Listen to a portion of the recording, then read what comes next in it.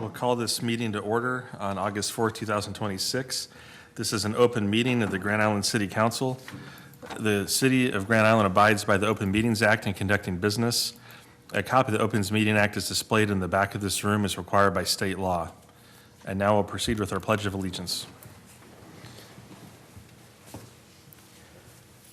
I pledge allegiance to the flag of the United States of America and to the republic for which it stands, one nation, under God, indivisible, with liberty and justice for all. Next, the city clerk will perform roll call. Councilmember Sheard. Present. Councilmember Stelk. Present. Councilmember Conley. Present. Councilmember Nickerson. Present. Councilmember Brown. Present. Council President O'Neill. Present. Councilmember Hazy. Present. Councilmember Mendoza. Present. Councilmember Pollock will be absent. Councilmember Lanfear. Present. And Mayor Still will be absent. Also present are Keith Kerr, City Engineer, Chelsea Steinke, Finance Director, Pat Brown, City Administrator, and Jill Grenier, City Clerk. Reserved time to speak. A sign-up sheet was available in the lobby for individuals wishing to provide input on any of tonight's agenda items.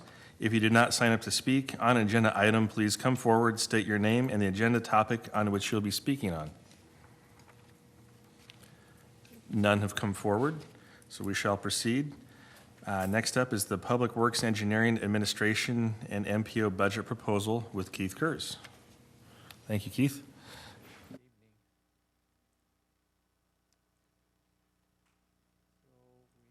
Start with the engineering and admin portion of the Public Works Department. All of our divisions will speak or be addressed tonight, but this is the first up to talk about. As you guys know, we're made up of multiple different divisions. Engineering and admin, the MPO is housed under the Public Works Department. Transit, street and fleet, solid waste, and wastewater. So for the 2027 budget presentation, obviously, that's what we're talking about tonight. Personnel services for the engineering and admin division. As you guys can see, engineering is increasing about 6%. Admin is 3%. Operating expenses for both of these two first divisions are down quite a bit. We don't have a lot of operating expenses per se, other than personnel is our biggest one. But the previous budget year, we budgeted for computers and computer hardware in our department. That was a huge spend. Thus, we're bringing that down quite a bit. Admin decrease, we're reducing some spending according to what we've been spending in the last several years, so we're just bringing that budget ask down a little bit in respect to that. Again, overall funding, as you guys can see, total expenses, 1.1 million roughly.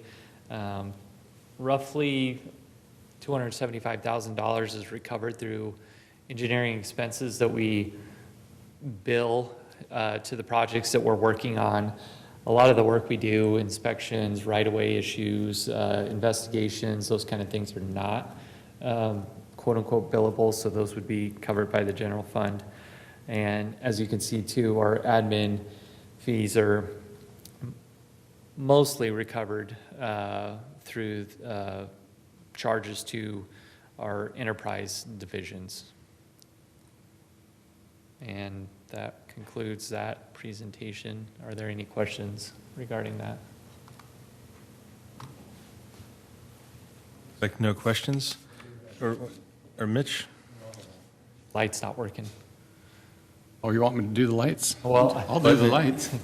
I can do the lights. I'm trying to do the fancy system. put his hand up. I knew what he meant. Yeah, so I just wanted to touch base, and of course, you're starting out here, and this will apply to some others too, but seeing that some of our operational costs are decreasing, and you said that you are trying to align them more with what you've been using over the last few years, I'm assuming. So is that a pattern that we're seeing to where we're trying to true them up a little more instead of just having a little bit in extra? general, yes, I think so. Again, in the admin budget, we have a fund, unexpected small items that come up, and we're just trying to true that up to what we've been spending in the last so many years. So that's where that decrease comes from. The engineering division itself, like I said, our hardware, our computer hardware was outdated. We were 6 years deep, and so we budgeted all of that last year. That's a very large expense for that many folks to have computers all at once. So that expense came up. So with that, we decreased our spending. It looks dramatic on paper, but I mean, ultimately, nothing really big is changing, if that makes sense. Right, but just truing them to more realistic usage is what I think, and And hopefully we've done that with all the departments this Yeah, year. again, I would say that that's consistent with all of our divisions, as well as Pat's nodding his head. I'm sure it's true citywide. Yeah, and I think that's important and we don't know all the nuts and bolts yet of this, but everywhere we can tighten a little bit and just make it, we're not necessarily tightening, what we're doing is making it more realistic. And that little, and I'm not going to call it fluff, but that little extra that we've had for years, we can just bring that down to more realistic. And then next year or whenever, we have to bump that up a little bit or whatever. Exactly, and you'll see that. I think the biggest one that you'll see tonight is in the wastewater division. Again, all of those changes were studied with our rate study that we just did a couple months ago that you guys approved. So some of those expenses, we just trued them up a little bit. We were probably over budgeting in the past, but again, it's a big number on paper, but operationally, there's not a lot of changes happening. We're just making those numbers align better. Sure. And my question to Patrick would be, was that pretty much a directive that you asked, or is this just something that's happening naturally? It was something I asked Okay. to tighten it up. Good. All right. I think it's starting to show, and it's always good to see operating costs decreasing, although the ask is decreasing overall. The need is still being met, but the overall ask is just being more realistic. And I just wanted to touch base on that. I think it's a very positive thing. Mr. Stelk? Thank you, Mr. President. You had 6% built into your budget for your engineering staff for increases. Do you find that to be competitive? Are you keeping up with the market so that we don't have a turnover in engineers? So HR studies all that every so many years. I think we're competitive in the market. Those increases were kind of outside of our realm as far as, I think admin and finance looks at those kind of things. We have a couple vacancies. Those are still accounted for in there. The goal was to assume kind of a middle range. I don't know what kind of talent we're going to hire or find for those positions, so I don't want to shortcut myself, but I don't want to overspend either on the budget, but that's our best estimate in that regard. I know you guys do a good job and you recruit good people, but you demand a lot because of your education and your skills that you bring to work. And also the wastewater people, the administrator out there is pretty expensive because I think they have a PhD and they require a lot of expert knowledge to fill that position. Yeah, so our current assistant director out there has a PE. I think one of our previous assistant directors had a PhD. That's not necessarily a requirement. But again, we're proposing some FTE changes out there. That's our only divisions that's supporting that. Again, I think we're competitive in the market based on all the information that's been gathered on that. And I don't want to come across that I'm complaining about it because I think you guys are wonderful people and you do a really good job as professionals. Thank you. Mr. Brown? So to kind of follow up on Mark's question and then also Mitch's. So Keith's figures, his personnel are probably a little high for this PowerPoint, just because late last week, we went through all of our health insurance, all the benefits, and adjusted, tighten them up, and, make sure that, that we're more realistic in what we're doing. I will tell you that with the union folks, it has built in a 5% cost of living raise due to the union contracts and how we written those. With the non-union, actually went down to 4% because I'm still a little light on revenues equaling expenses.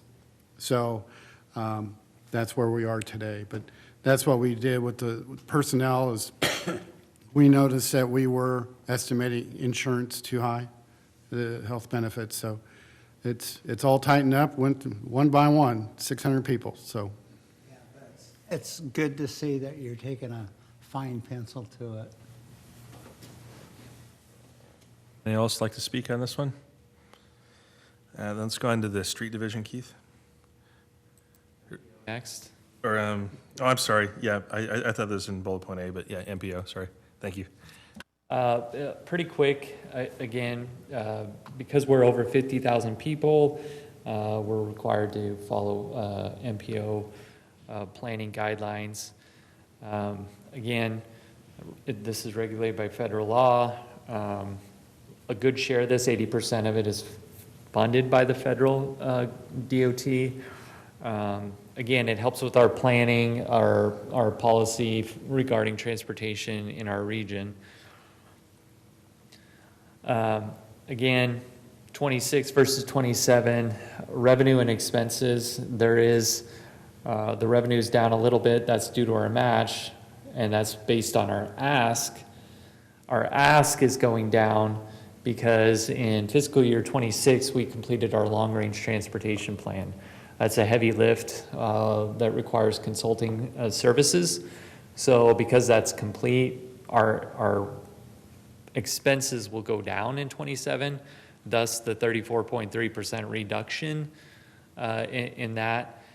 Again, as a whole, aside from those bigger projects, the department will operate very similar to what it has in the past. No big cuts in service, just that one big expense is going down.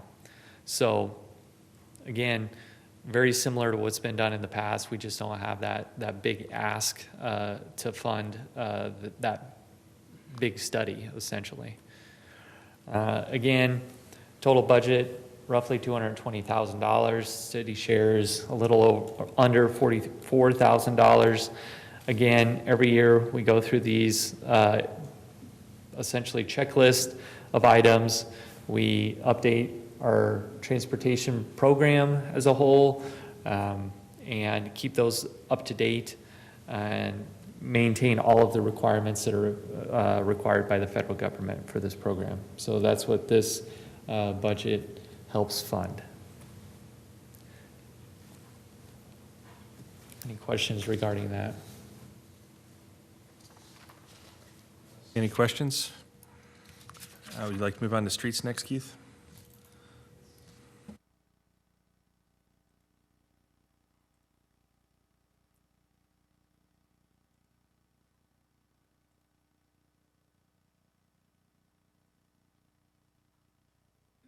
Good evening, Shannon Callahan. I'm going to present the Streets Department budget for 2026-2027. This is just some background on the facilities for the Street Department. And our current listing for lane miles, we're at 977, just a tick over. Just some statistics I've shown other years about how many lane miles there are total in other communities and how many have been added since 2010. A large amount over that time span. Some of our programs that we do are typically by season. This is sort of how we arrange what we're doing and when to keep our crews efficient. I will say it seems like the last few years the seasons aren't necessarily equal in size like they are on here. It seems like we're getting a longer summer and a little bit shorter winter, but I don't know if that will last forever. And then some of our non-seasonal functions that we do throughout the year. And then just an update on our storm sewer program that was started in 2014. Here's some of the things that we hit throughout the year and when. This is the progress that we have made since then. The red is what we have flushed or checked for storm sewer pipe, and the pink is what is left to be done. And this is how we're breaking that program up into storm sewer sheds, of which we've got 65 areas, and the purple is what we've completed so far of those areas. And then the orange here is what I'm calling the Custer outfall system. We finished the Broadwell system last year, so we'll work on this Custer outfall system. Currently, we have one area done there, and the yellow is what we're working on right now. For budget, this is an overview. We normally talk about our budget broken into 3 categories: the personnel, the operating, and then we have a section for non-capital projects. And then our equipment outlay is in the 410 fund. I have to say I was glad to hear Pat say that they had changed some of the personnel numbers, because when I triple checked this today right before the meeting, and mine are a little high compared to what is on the spreadsheet, so it looks like I need to go back and maybe reduce what I've typed up, so that percentage should go down once that gets corrected. Personnel budget, we're not asking for any FTEs. This is a breakdown of all the different positions that we have. Just a note for some possible future requests that we're considering in the next year or two. Potentially a senior traffic signal technician. Right now we don't have one. Possibly bringing in some part-time workers, operators to add to our mowing, things like that, since the city is expanding. And then potentially bringing in another foreman, but if we bring those requests forward, we'll talk about them in detail at that time. Again, our operating budget up slightly. The factors for that, engineering services, which Keith had touched on, they do bill out some of their services to different departments. We're one of them. With the more work and the more projects we're pumping out, then that bill gets a little bit higher. It's based on how much time they're spending. And then the property service, our lease for the railroad, increases 3% every year. And then some smaller things, some increasing IT costs, safety materials, and things of that nature. Non-capital projects budget. So what comes out of this is our asphalt resurfacing. For example, the work they're doing on Broadwell right now. We do a big contracted concrete repair program every year. And then keeping our traffic signal infrastructure updated and doing any knockdowns or replacements. We are not asking for a change in that this year. Equipment and budget, we have $95,000 for building requests. One of those includes working on where we're storing our street sweeping stockpile. I think we're going to end up needing to move that to our west yard from where it is right now, and hooking into sanitary sewer to comply with our stormwater permit. I had one equipment carryover from this year. It won't arrive until September or October, so that will be moved over into next year's budget, and then all the new requests for this fiscal year.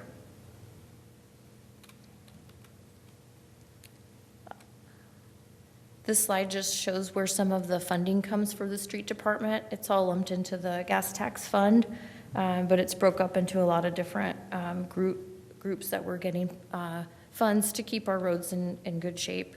And then some of that money gets transferred into the capital equipment fund to cover our equipment costs. Mr. Nickerson has a question. Okay.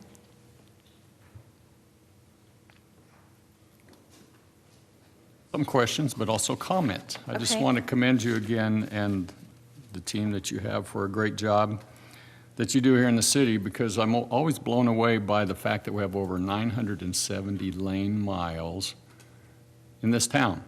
It's just incredible. Hopefully on Friday, I'm going to head to Colorado Springs, and by the time I get back, I will have logged about 900 miles there and back just to get there. That's the equivalent of driving through this whole town and every street that we've got. It just doesn't make sense to me, but that's the reality. So, and someone has to take care of all of that, and that's what you do, and you do a great job there. The things like I just saw this today, and so it just crossed my mind. We talked about some mowing crews and things like this. I'm not even sure who does this, but on Old Potash today, when I went out to the old branch place to dump a bunch of branches, I noticed that the grass was mowed on the side of Potash. Do we do that, or is there somebody else that takes care of the mowing like that? Because it really looked nice, and it was very noticeable, but I was trying to figure out as we drove by, who does that? Who takes care of that? Yeah, so the mowing is tough because the homeowners do some mowing along those rural stretches. And then if you're on your way out to the transfer station, it would switch between city and county. Probably right at Engelman, I would guess those guys switch, Right. so. This would have been east of Engelman, so it was probably something the city did, but, Yes. I mean, it was a wide area, and it was very nice. You know how sometimes grass on the side of the roads are knee-high and all this? It just really looked nice as I drove by, and it caught my attention. I knew you'd be here tonight. One of the other things that I hope people in town will do is something that I advocate every year, and that's to adopt a gutter drain in your neighborhood so that we can control some of that. And I've adopted 6 in my neighborhood, and they're all the cutest things you ever saw. And I take care of them all the time, and they need to be maintained again. But it makes a huge difference in these rain events and everything when somebody just takes care of a drain at the end of your block. And believe me, there's a lot of stuff that gets in those drains, and they just will not do their job. So I certainly hope the community continues to do that. That helps us all the way around, and I also want to commend the crews that are keeping the detention cells well-maintained. That's been a huge thing for years now, and it's very noticeable when you drive by and you see these detention cells. There's nothing really that's going to keep the water from doing what it's supposed to, and first get in there and then get out of there gradually. So again, a project and process that's continued for many, many years now. I remember the days that wasn't the case, but I think, again, you guys have the schedule, and it's working, and it's looking really, really good. The only question I have here that's perplexing me is, where are you hiding the concrete crew? I cannot find those guys anymore. really? Man, I don't know where they're hiding, and I usually bug them at least several times a year, and I have not seen them forever. Yeah, they're trying to button up a repair at Forest and Lafayette right now before school starts, so. Okay, so it is your fault that you told them you told me where they're at. Oh. So when I always have to go and just see how they're doing, but I have not seen those guys forever. I thought, where are they? But you got them busy. Okay, very good. Well, thank you for a job well done. Thanks. And I just had a couple of questions. On the sewer cleanout thing that you're talking about doing, there's kind of like like how many years, do you have a gap between where you do that, where you check it again? I think that's a really good question. So, big picture, our goal is to do the whole town, to flush the pipes through the whole town. Starting out, you have no idea how long that's going to take because the pipes are various sizes. Some are blocked, some are not. Some you find other issues with, tree roots. So some areas go very quickly, some areas go very slowly. I do think at some point we're probably going to have to transition to, do we need to go back and check the areas we've already done? So I guess kind of a medium to that is, if the guys get in an area and find something that's really bad and has issue for cause, such as tree roots, or if there's a bend in a pipe or they find a siphon, we put it on what we're calling a hotspot list. And we will go back and check it either once or twice a year, just to make sure we're keeping up with it instead of letting it get really bad again and then having to go start all over. That's how we've been handling those things for now. I do think our call-outs for plugged pipes in the areas we've been in already have went down significantly, so I'm hoping that thought process helps. And I think once we do get through everything and we start over, I think it will go a lot faster and we'll be able to have, but we might be talking another 10 years from now, but. You're trying really hard to be proactive with it and stay up on the problem spots. Right. And then I thought I may have saw something earlier today. I don't know if there's like a collapse in a street somewhere in town earlier today. I don't know if there's, sinkhole or something like that. Yeah. I don't know if there's other issues with, concern of that being caused in certain areas, or there's old steam tunnels or things like that. And we do have other hazards that are still kind of out there that can creep up, or. I think that there's always potential for that. There's a lot of things running under the streets. So until you see it on the surface, you don't really know what you're looking for. Actually, with the storm sewer cleaning program, we have found some things that we were able to fix before it got that bad. This area specifically, it appeared to be a pothole that was filled with just patching mix, and then it sounded like a garbage truck had parked on top of it today and dropped a tire, so. There's always the unknown is kind of what we're Yes. getting at, and you don't know what you don't know Right, out there. so. right.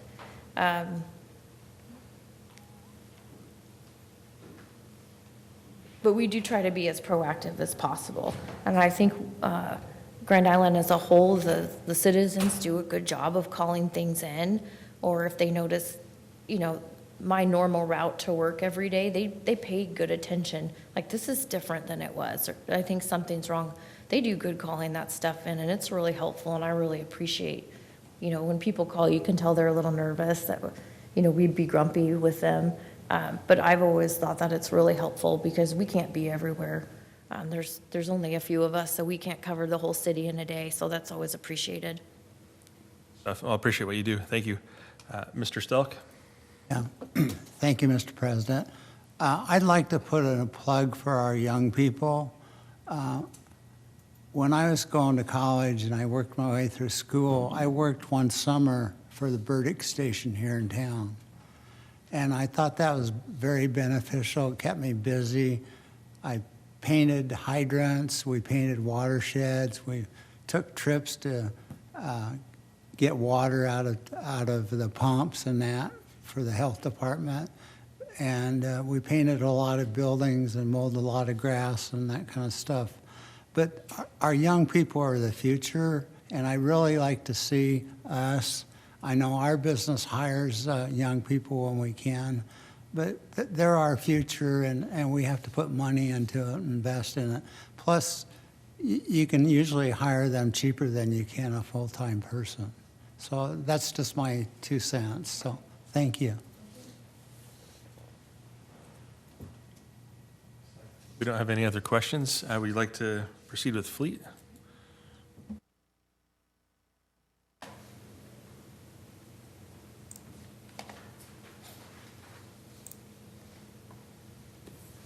This is Fleet Services budget for next year. Again, just an overview of our shop space. Sort of the purpose of having a fleet services within a city organization, working on specialized equipment, emergency repair availability and security, and we also procure fuel, Fleet Services is an internal service fund, so we do bill out to all the departments for the repairs and the parts that we do for them. Again, I think our personnel costs may be a little bit high compared to, for the reasons that Pat had given earlier. And then our revenue is down slightly this year, but that's because our operating costs are also down slightly. Again, trying to true up some of the line items that we have. Similar deal, if as MPO, we're making revenue off our expenses, so if one goes down, the other should go down. Personnel budget, again, we're not asking for any additional staffing this year. Operating budget down slightly. We trued up that outsourced repair line item to kind of match what we've done the last 2 years. We had a year or two after COVID where some of those things were very low compared to what we needed. And I think we overestimated a little bit there of what we would need, thinking that inflation and those costs would continue to rise at that rate. They've sort of leveled out now, so we've been able to kind of hit those budget targets a little better. Revenue, our revenue comes from hourly labor rates. These are the rates that we're proposing for this year to charge out. Parts procurement, we mark our parts up 25%. And then for fuel sales, we charge 50 cents a gallon markup over what we buy it off the market for. Okay. Mr. Sheard? Thank you. Thanks for all the budgets and all the work you're putting into it. I appreciate that. Do you guys do any data reporting, looking into when department gets new vehicles, how much that saves in your costs and your expenses? Do you guys track that kind of stuff to see, to make these more accurate, but also to see the value in a new vehicle? You know, what that year is it 5 years, is it 7 years, is it 10 years? As far as what fleet is putting out for repairs Yeah. on a new vehicle, I don't know that I've ever looked at that as far as how it affects fleet services budget. Of course, we crunch some numbers at streets when we're thinking about purchasing new equipment, and how that pans out. To be honest with you, a lot of times with the street stuff, depending on how much your upfit costs, there is a little bit of a spike in your expenses that first year or two. Trying to get the bugs worked out and upfitting it to be what you need it to be. But then after that, you kind of hit a sweet spot where it levels out for a few years. And that's the equipment you want to keep, you know, that's in that sweet spot. So, but no, I can't say that I have looked at it from a fleet services standpoint. Curious, you know, when you look at the life of, say, a computer, and you can start to plan for it and say, we know that, you know, technology, 5 years is the best we can get out of a laptop, let's say. And there's a lot of data that goes into that, and there's a lot of reasons. But if we had a data-based, data-informed, like, I don't know, investigation, I guess, into how long is a car going to last in this setting or this setting, and Okay. where do the different savings come from? So, and maybe I misunderstood the question. So you have a specific, I'll let Okay. you speak first, Okay. and then I'll interject my thought. Okay. Okay. So Fleet Services does track all the costs for the equipment repairs that are coming in per the equipment. And there's some standards out there based on what it is, like what its life should be. Again, I really dive into that more for the street department because we're purchasing very large, expensive equipment and trying to, from a fleet standpoint, with what we have, decide when those years are that you start to let go of things. I've developed like a point system that we go off for the street department because we don't necessarily have 100 of any one thing to get good data. So I got to make my data fit, like I have 3 loaders, I have 3 of this. But that point system seems to be working pretty good. It factors in, you know, the age, how much we've already spent on it, and then what you think that life of it will be. And then that helps me compare the variety of equipment we have as opposed to apple. You know, I have apples and oranges, but I'm trying to compare apples to apples. So that's how we've been dealing with it at the street department. But Fleet would have a lot of data if anyone needed it for their analysis. I'm just going to hit on one thing that Shannon pretty much mentioned. We have the data to some degree of what's being spent on each unit. I just don't think we have a large enough sample size to be making huge fleet decisions. So again, if we're looking at, and like Shannon mentioned, she's looking at the street division stuff. If we're asked to look at other divisions' equipment, I don't know that we have enough to say, you should start turning cars at 120,000 miles. I don't know if we have that.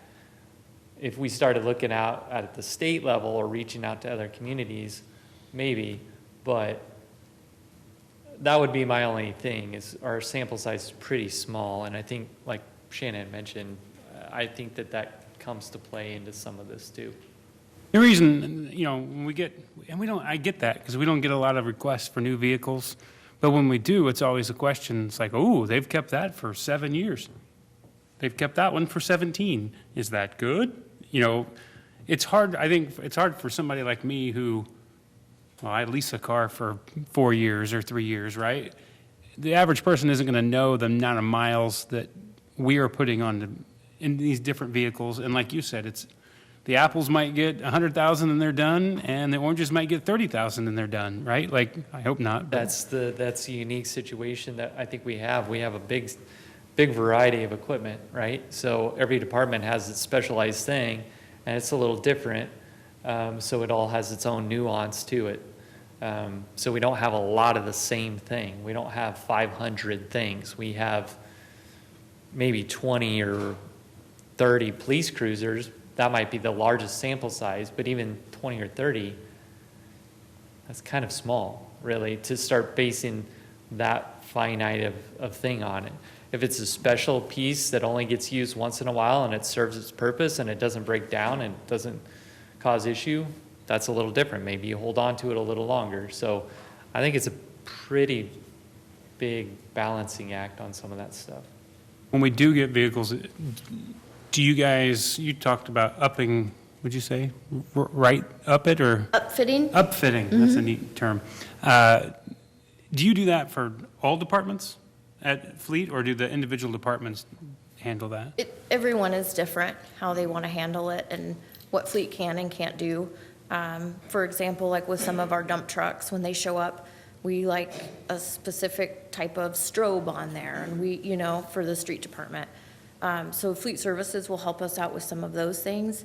But over the years, they used to do a lot of upfitting on the dump trucks, but through some analysis, I have determined that it is less expensive for us to get the specialized needs we have installed at the factory instead of bringing it plumbed a certain way and then trying to rework it to upfit it. So I would imagine every department goes through some of that.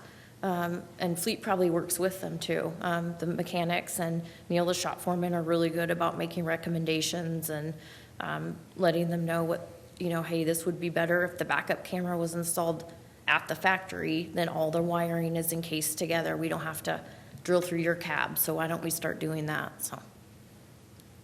Love data, and the fact that you're using it to make decisions is fantastic. I just hope we can share some of that data when needed, if it comes up, because I think you guys probably have a lot in Fleet that could be useful as we make decisions about when to buy new and when it'll maybe go another couple years. So, thank you.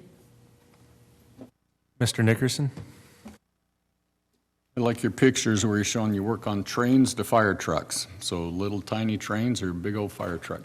So with all of the stuff that comes into the shop, and we have newer technology coming all the time, you know, every time we update a car here in any of our departments, that's the latest, greatest technology.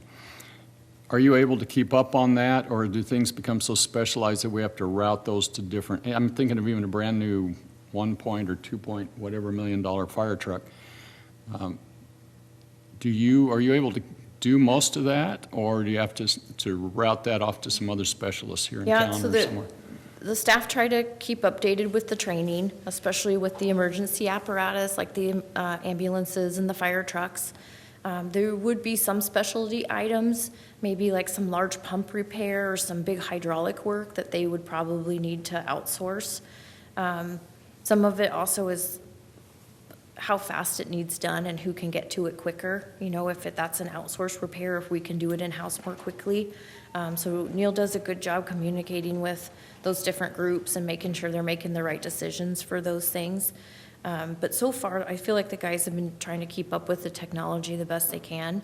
That would probably even be on the operator side, the people that are operating the vehicles too, probably have a lot to keep up with the different technologies and, you know, just the years between when you're buying things. One fire truck inside operating it is probably not the same as the newer one. So trying to make sure you know what buttons to hit and all those things. The right buttons for sure. And then when we talk about scheduling, are there typically, because you don't have a huge number of techs here, I mean, you've got, was it like 3 main? Right. So do you have a scheduling backlog? Or again, does that go to an overflow to where there's someone else in town that helps when you need it? But to me, I'm trying to think of all the vehicles that are here, even for basic oil changes, and how that all ties together to where everything's done in a timely manner. Does it flow well, or are there times, I know the answer, there are times that everything hits at once, and then you have to sort through that. But how in the world do they do that to where they can make sure that these departments have the cars they need roadworthy? How's that work on that? Yeah, I think it's probably a really big balancing act. A lot of times I think it's feast or famine in the shop as far as keeping up with the repairs. A lot of the big repairs will come in when we're using the equipment the most heavy, right? So that's when they get hit pretty hard. But they do a good job of prioritizing as far as what the equipment is and like the priority of which it's needed. So for example, if my car needs an oil change, it can probably wait a day or two if they have an ambulance come in that needs something right now. So that's what's really nice about having fleet services here is they know the difference and they're willing to talk to the departments about, hey, this other thing came up and we've got to get to it, so can yours wait or can you bring it back another day? So, and everybody's very understanding in that regard because there's a priority to everything any of us do, so. But I noticed your shop rate seems to be still reasonable compared to local. It's less than what I have at my mechanic, and I think that's pretty impressive as well. Yeah, I had them call around and do another little survey for me this year to make sure we were in the ballpark, and I think we definitely are. So, and we're pretty proud of that. We've worked really hard to get to where we're not raising our rates a lot every year, but still able to be viable as a group. So I think we're right in the ballpark where we should be. All right, well, thank you very much. Mr. Hazy? Thank you. Shannon, I have a couple of questions. First of all, with the fuel sales, how much of the city's purchase of fuel do you think goes through your department?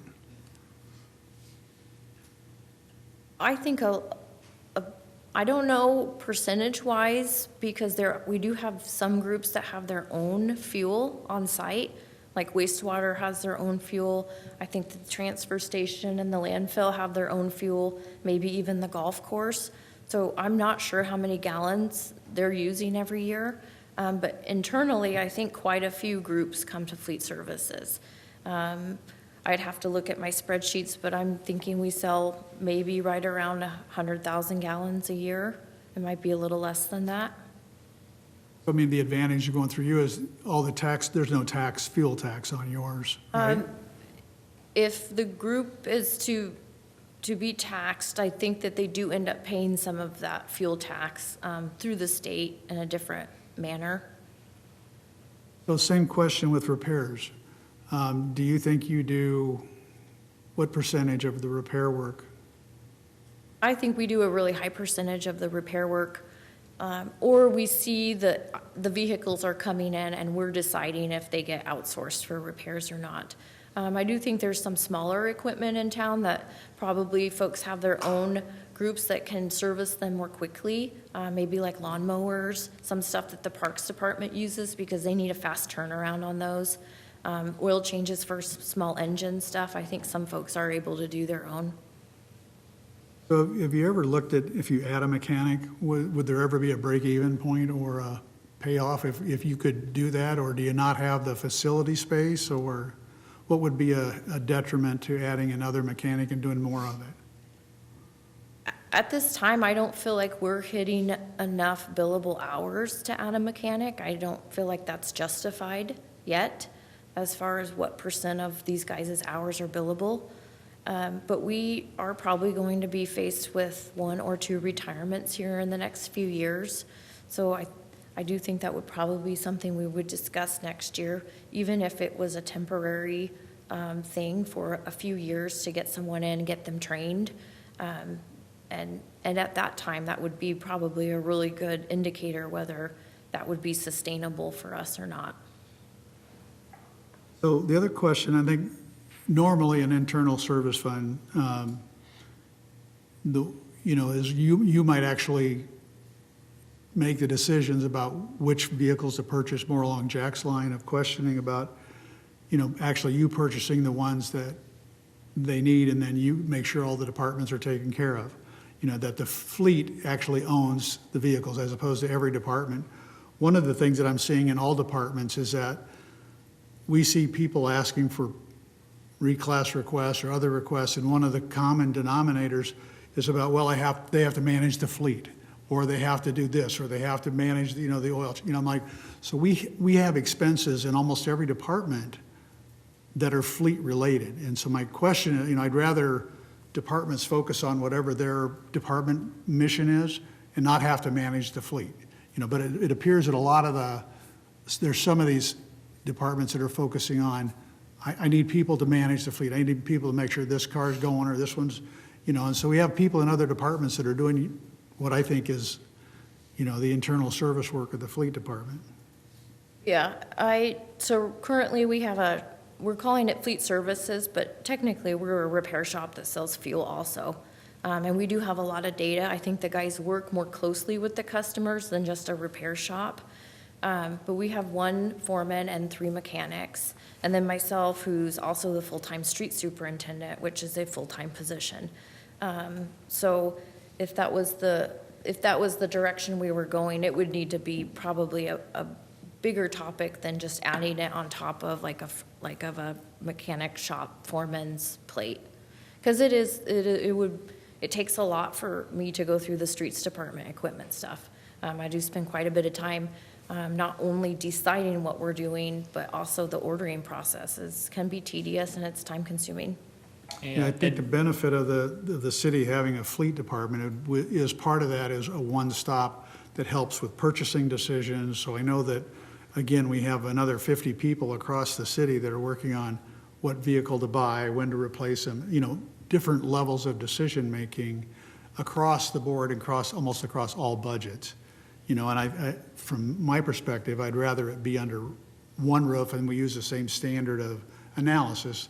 You don't have the staffing at this point to do that type of fleet internal service, but I'd like to see us lean that way if it ever, but right now we probably have restrictions on the size of the shop, the right, people to do those types of things, but. So to add to that, I think, bigger picture wise, if that's something that was desired, I think to your point, some of those duties that are out in the city would have to come to one place, and that would probably end up being another position. You're going to add that dollar amount somewhere else. And there would have to be admin buy-in to say, this is the direction we're going to go, and this is what we want to do, to house it in the one location versus kind of spread it around. So anything would be possible in that regard. But as far as adding capacity now, you would have to add to it. I think Shannon's saying in a really nice way, they're at their capacity as it is. The shop space itself, again, they're making use of it the way it is.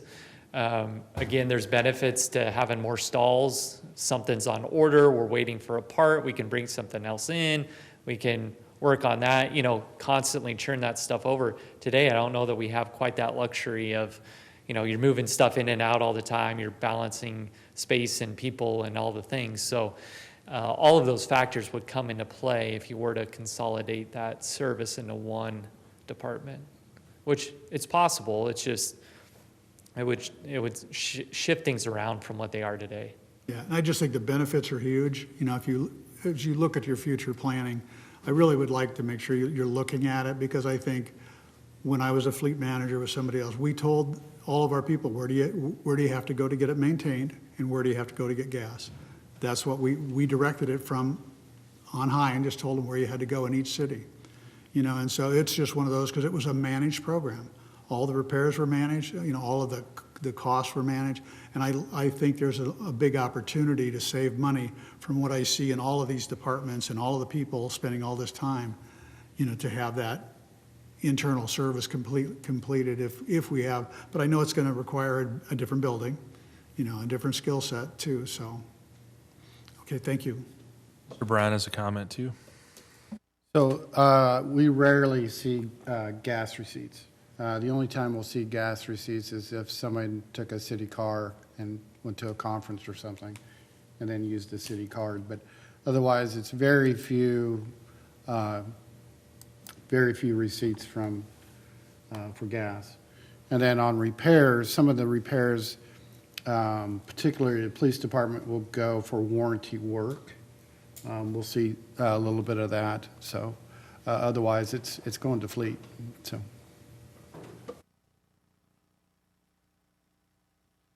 Looks like we don't have any more questions on fleets. And up next is the Transit Division budget.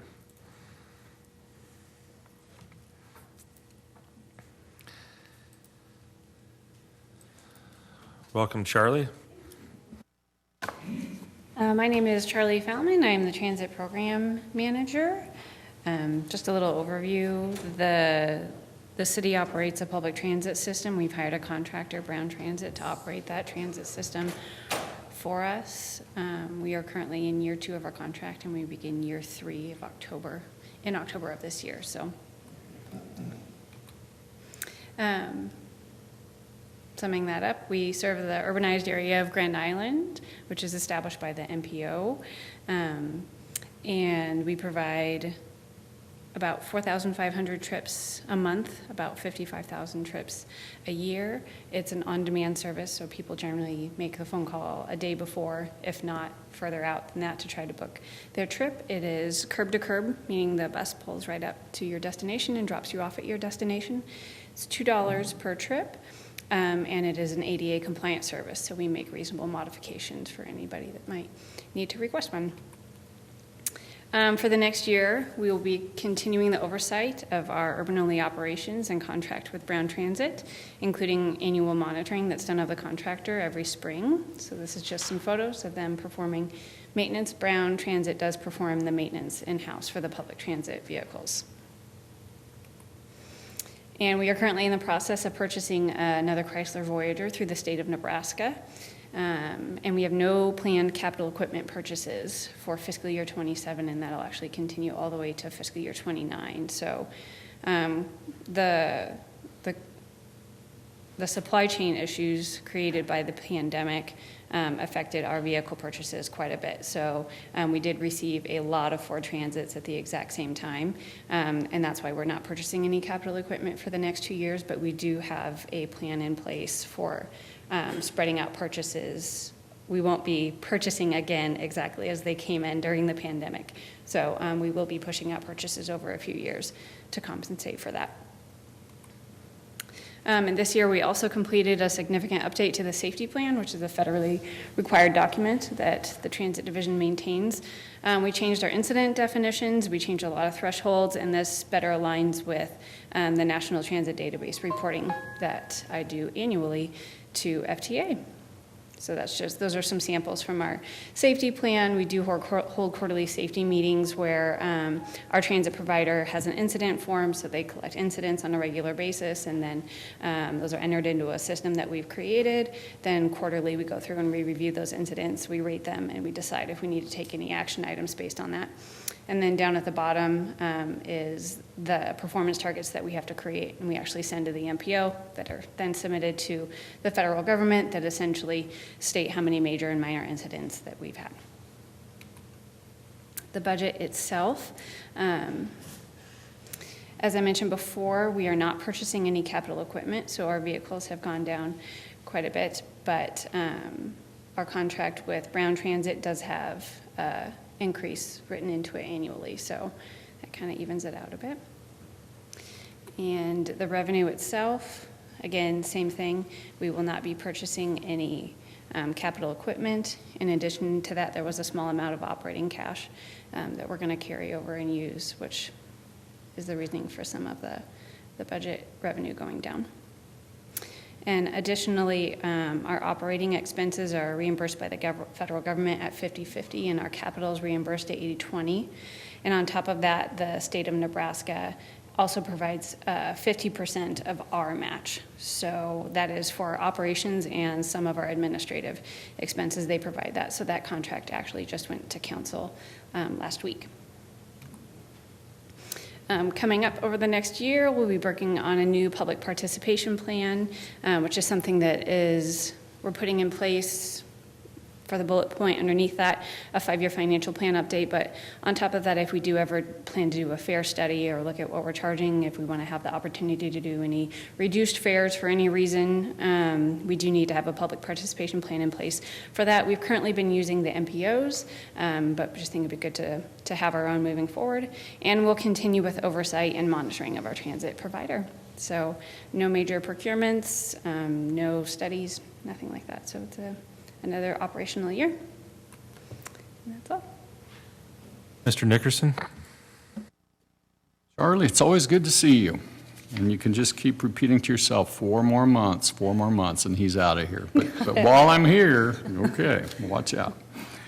I always appreciate Crane, glad to always see you here. And one thing I've noticed over the last, and I don't know why, over the last several months is Crane is everywhere. I don't care where I'm at. I see one of the Crane Transit vehicles going by, and it's amazing how much territory is being covered. And pretty impressive in that respect. You may have touched on it and I might have missed it, but the federal funding was down about 14%. Do we know what drove that? Not purchasing the capital equipment. That's So really the it. capital equipment is reimbursed at 80/20. So 80% of our vehicle purchases were coming into revenue as Okay. federal income. So since we're not purchasing any capital equipment, that really reduced our federal. Okay, well, then that makes sense. That's good. And then since you have oversight in kind of a different capacity than what you had a few years ago, are you able to see as far as the number of drivers? Are they doing well on supplying the drivers? Is there a need still for that? Do you have any idea what might be out there? It varies. You know, I think like any other industry, they have times where they're doing well and times where they're really trying to recruit. Right now, they seem to be doing well. Over the summer, they were doing well. They were able to, so Brown Transit operates the public transit system, and they also operate some routes for the public schools. So there were a lot of drivers that would normally drive for the public schools that were not driving at all over the summer. So as they had shortages, they were able to look at bringing some of those drivers over on a part-time basis. So for the most part, they do keep it covered. I mean, there are times where they're short, and they are doing advertising, and they are getting out there trying to hire drivers. And the hours for the drivers, off the top of your head, do you know what they are? It varies. They have a few full-time. I believe they have 3 full-time drivers, and they offer benefits to their full-time drivers. And then it's mostly made up of part-time drivers. There's a lot of retired folks that drive. I think it's the ultimate community service job. And when I leave the council, I might be thinking about doing that. You just never know. So watch out. You might see me at your doorstep, ready to pick you up. You never know. Drivers do really enjoy it. They enjoy seeing the city. They enjoy interacting with people. They enjoy helping others. A good portion of our ridership are the senior and the disabled. So lots of folks being able to help the community that way. Well, if anybody's out there looking for a part-time job, sounds like a good one. If you like people and you like driving, that would be great. Then finally, I know that we've seen this in the news lately, and I know Brown's is part of that, but the rural transit thing, that's kind of a real headache right now. That's really has nothing to do with Crane, it does or does not, any of that? Was that totally a different program? Yep, it's a completely different program now. So before we were in contract with Brown Transit, we were in contract with Senior Citizens Industries, and we did provide service alongside the county under one contract. But due to the federal government and just their direction, we did split the services. So Hall County operates a completely independent service from Crane Public Transit. Completely different funding sources, completely different matches, completely different equipment. Since Brown Transit is the contractor for both, we are housed in the same building, but we're on completely different wings, different offices. Sounds like notice has been given by the county to discontinue that program for now, and they're going to look for some other options, it appears. There are quite a few options available, yeah. There still are? I mean, just country, across the country, how different small systems operate. So yeah, there's definitely lots of different service modes, types, volunteer-based. There's lots of different options for operating smaller services. Okay, and I hope it works out for everybody, because I know that's important. All right, once again, 4 more months, that's all, buddy. Okay, thank you, Charlie. Looks like there's no other questions up here. Solid Waste Division.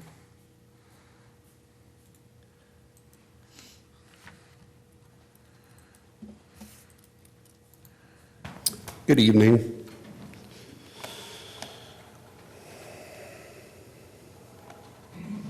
Where do you got it here, Keith? I think they're all in the bottom there in the PowerPoint stack. There we are. Okay, Jeff, thanks. that's better. So the City of Grand Island Solid Waste Division is obviously the transfer station just west of town, and more recently from this spring, the yard waste site, which is at a different location that's working out pretty good so far. But then also the landfill for final disposal, which is out on the Hall County, Buffalo County line. We, as a true enterprise fund, get no funding from the general fund, meaning no tax dollars. We operate solely off the fees that we charge our customers for the services that we provide. We do serve not only Grand Island and Hall County residents, but surrounding counties and communities as well. A lot of people are always interested here in the national news of bigger communities across the country that are in deep trouble as far as landfill space. So as far as the City of Grand Island landfill site life, we have approximately 23 years of filling capacity left in phase 1 that we've been filling in since 1993 or 92, and that's comprised of cells 1 through 4 from north to south. We're currently constructing, under contract right now, cell 4, and that's due to be hopefully completed in September and start filling shortly thereafter. As I said, cell 4 is hopefully going to be completed in September. That picture off to the right is just a snapshot from a couple weeks ago of the liner crew that's out at the landfill. The dirt work is done, the liner crew is on site, and that's what they're working on currently. It'll be nice once we get cell 4 completed and are able to start filling in cell 4 to essentially within the next few years to bring cell 4's waste filling sequence up to grade to where we can completely eliminate the need for mechanical stormwater pumps, because as I'm sure most people realize, anything mechanical when you need it the most is not working the best. So just a few notable items from this current fiscal year. With our routine, what I call routine capital replacement schedule, meaning equipment and trucks. At the transfer station, we got a new loader that's pictured there. We got a new semi-truck tractor and a new transfer trailer for hauling the waste from the transfer station to the landfill. Of note and of much interest to a lot of people, the new transfer station facility improvement projects. There's just a couple of pictures there of the left picture is of one of the main rear walls in the pit where the semis will pull in to be loaded.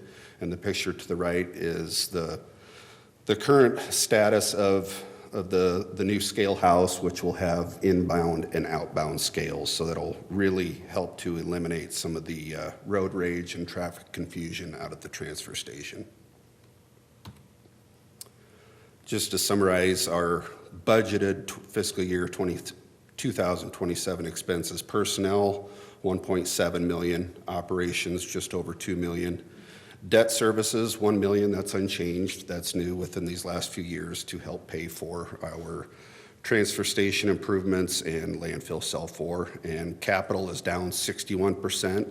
A large portion of this capital still is finishing up the transfer station improvements and the landfill cell 4. But it also contains some other what I consider to be routine capital replacement. So, as I said, landfill cell 4, we budgeted to finish out that project cost-wise in the next fiscal year of $310,000. Major replacement at the landfill for our most important machine is the landfill dozer at $955,000. And then hopefully finishing up the transfer station improvements for a total of about $2.1 million. The transfer station improvements we're hoping to have completed. Right now we're being told end of the year, first part of 2027. I think realistically it'll probably be, I would guess, February-ish before we can start operating out of the new facilities, but we'll see. With this year, there's another 4.2% rate increase that was approved by council. That's from our last rate study that was completed. We do plan, as we've mentioned throughout the last several years, building up to these improvements and these costs. Once the transfer station improvements are complete and landfill cell 4 is complete and we get back to what I'm certainly looking forward to is a more normal capital replacement schedule and not these big projects. We'll have to decide internally, but we're going to hopefully sooner than later do another rate study to see kind of, when the smoke clears with these projects and the costs are done, how we're sitting financially and what we think we need to do moving forward.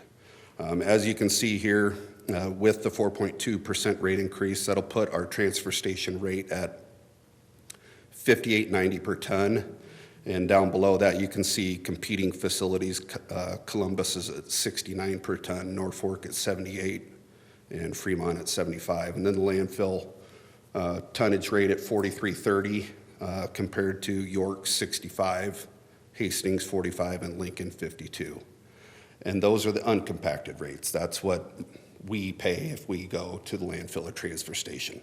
For our commercial haulers that are picking up the garbage from the curb, as you can see, the rates are quite a bit less. Any questions? Mr. Nickerson?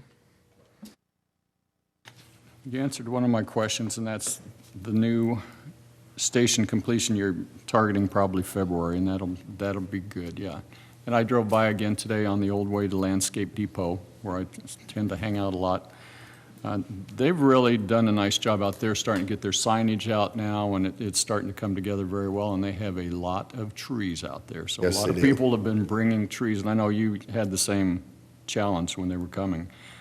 But it looks like it's organized. I didn't get to talk to anybody there today, but it seems like things are going okay. Are you hearing any more feedback from them? To be honest, I've heard, for the most part, nothing but positive feedback. We've had a few, some people just get set in their ways. They get so used to a certain thing or a certain place or a certain whatever. We've had a few people complain that it's 2 miles further down the road.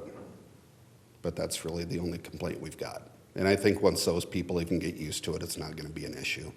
No, and I will say that it seems like a lot longer drive, but you get to see places that you've never seen before. I never knew where O'Neill Resources was, but I know now. Yep. And all these others. So you get to see some different countryside, but again, a lot of room. It's very nice. Their signage is good, and I know they're just going to continue to build on that as Right. well.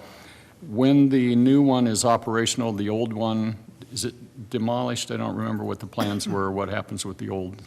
So what we're going to be doing once the new transfer station, scale house, waste facility, everything is operational, at that time, the current scale house and scale will be demolished and basically filled in and seated. The old transfer station waste building where people dump their waste, we're going to retain that building. It's old. We have absolutely outgrown it capacity-wise, but the building itself will still suit a need of, we can put some stuff in there to keep it out of the weather. But also, one of the problems we've ran into in the past, when we've had to do concrete replacement in the transfer station, people do not like us being closed, ever. So trying to coordinate getting floor concrete replacement, stuff like that done has just been a nightmare over the years. So with that being said, keeping the old building, what we will do down the road when inevitably we have to do some repairs in the new transfer station, we will then try to plan for the coldest, slowest time of year and shut down the transfer station and just direct traffic to the old facility during that time. Okay. Well, it's still a nicely run operation. I have not been to the physical transfer station for a long time, so I've not got to see Tanya or any of them for a long time. But Landscape Depot seems to be running quite well, and that's kind of where I hang out most of the time. It is. It's been a good thing for both us at the transfer station and the city, but also for them for their operations. Yes. Very good. Thank you, Jeff. Jeff, I always like to see it when our rates are competitive like that. And I looked at this, it looked like the last rate study you did was about 2023. I mean, it's still fairly current, but how often do you guys conduct those studies? To be honest, up until about that time when we were really gearing up for these projects, we had never done one. So probably not a good practice. And that's why we've talked, with that last rate study that was done, once these projects are done, we know all the costs, we know where we're sitting, we're going to do another one. So my hope is that we have less than a 4.2-ish% annual increase. Because we did go, I think it was 2010 through 13 or 14, we were able to swing things with no rate increase. I would prefer that, but we'll see. Obviously, you can't do it every year, but yeah, I think getting on a routine schedule would be great, and it's always good to know how you stack up next to your peers as well. Yep. So, Yep. thank you. Bet. Mr. Stelk? Thank you, Mr. President. I have a question. How much money do you guys make for the city? Do you show a profit, or maybe this is a Patrick question? Yeah, I mean, basically for these, even historically, we've always paid I would call it cash for all of our stuff that we do, the capital stuff, the landfill expansions. We were not able to pay cash this go-around for the transfer station and cell 4 all at once. It was just too much to do. But yes, we generate revenues such that leading up to now, my target every year was to try and be enough in the black to cover future years of stuff. So yes, we definitely operate for the most part in the black when we don't have debt service like this. Okay, I guess my question, and how much did you make this year then, or this fiscal year? I think we're 500,000-ish in the black. But that's obviously changing now that we're facing this debt service, these debt service payments. That's a good figure. Sure. At least you're operating in the black and not the red. Right. And the overall goal is to, over time, pay off this debt that we've incurred the last couple of years, have no more debt service payments in our regular fiscal year budget, and get back in the routine of just making enough per year to be able to cover future capital stuff. Thank you. You bet. Mr. Hazy? Thank you. Jeff, I want to compliment you on, and because I appreciate your leadership and your customer focus operations, so I think you're doing a great job out there, so thank you. Thank you. I'm very, very blessed with awesome people. Looks like there are no more questions. Next is wastewater division with Keith.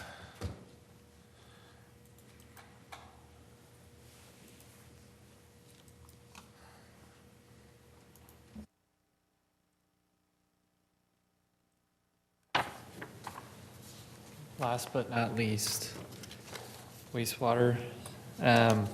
So again, wastewater overview. Obviously, we are collecting the wastewater, bringing it to the plant, treating it. We have an engineering force as a part of this department as well, and a maintenance division, as well as operational regulatory compliance piece of it. Again, revenue for our 2027 outlook down a little bit. This is due to some grant funding that we're projecting to be lower due to the 13th Street Sewer Project. Personnel, again, this is up. Probably not the latest numbers per Pat's earlier comment. Again, referenced in a later slide, we are proposing some FTE changes, so that will impact that. And then our operating expenses, again, per admin's request, we're kind of looking at our budgets and what we're spending and maybe tightening those numbers just a little bit. So we've probably been over budgeting a little bit in the past, so we're trying to bring that back into check as well. Again, FTE changes, we outlined this at the council retreat back in February, but we're requesting 2 FTEs to build a new collection crew to better serve and clean our system. This will also come with the removal of a couple seasonals and some changes in the operations group. Again, here's kind of the outline of what we're looking at. Switching the seasonal folks to full-time staff. This is probably the biggest, or is the biggest expense. Again, we kind of outlined before why or how this is the area that needs to be looked at. Again, we're pushing our 5-year limit on our insurance to flush every mile. And we recently had an EPA study done and where they come out and kind of look at our system and our operation, and they also recommended adding some more cleaning crews. Again, here's kind of an outline of what it looks like today versus what it would look like in the operations side. We're proposing to get rid of operation engineer, go to a supervisor, move a chief operator up to that operation supervisor and supply a lead operator. Again, this will help with nighttime operations as well, so we can have 2 staff members at the plant at night. dependent upon schedules or vacations. Sometimes still might be one, but for the most part, it would create a two-person night crew. Again, overall budget, we're increasing about $100,000 in personnel cost in this change that we're talking about here.